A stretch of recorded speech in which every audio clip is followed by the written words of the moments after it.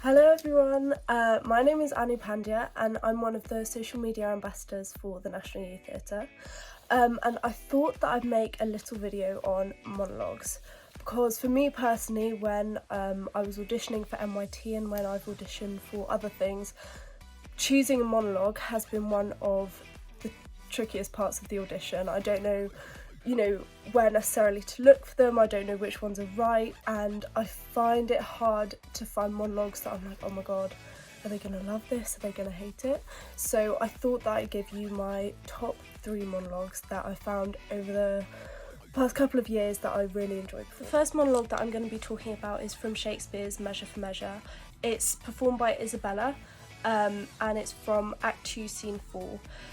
So Measure for Measure is one of Shakespeare's problem plays, which means that it doesn't necessarily fit into a specific category. So I think that with a lot of the monologues from this play, you can choose how you want to perform it and you can switch it very easily.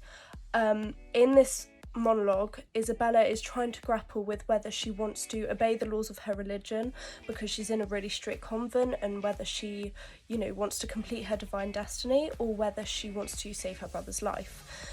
And this monologue, I think that you can come at it with a sense of shame of association with her brother, because he's sinned and she doesn't want to, be anywhere near him, and kind of detachment from him, or a sense that she's just completely devastated and heartbroken and really scared of losing her brother. And that's why I love this, because you can really play with it in different ways in how you do want to perform it. So the next monologue is also from Measure for Measure. It's performed by the Duke from Act 3, Scene 1, and it's quite an interesting one because he's kind of talking to Claudio, another character in the play, but it's as if he's having his own little existential crisis and evaluating his own life.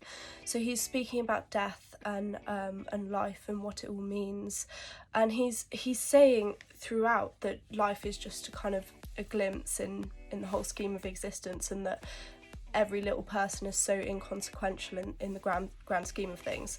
And he says within it that people are never happy with what they've got because we're always looking for what we don't have. I think that this monologue is less flexible than the other one, but I think that when you perform it well, it's really thought-provoking and can be really emotional. The last monologue is by Phoebe Waller-Bridge. She wrote Fleabag, which is an amazing series. This monologue is from Fleabag. I don't know how to specifically kind of describe where it is in the series, so I'll try and link the monologues to this video.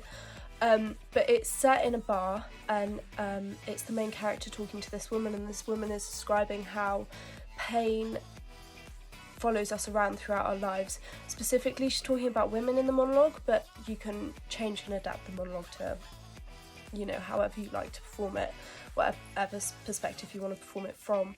I think that it's a really emotional monologue.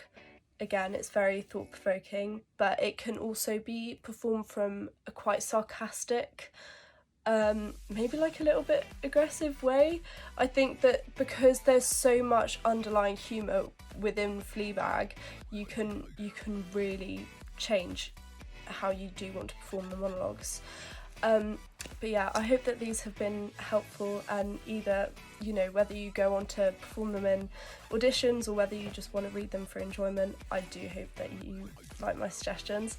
Also, if you need any more tips for monologues, NYT has a monologue book for, monologues for young people, which you can Google and get for cheap. So yeah, hope you enjoyed it.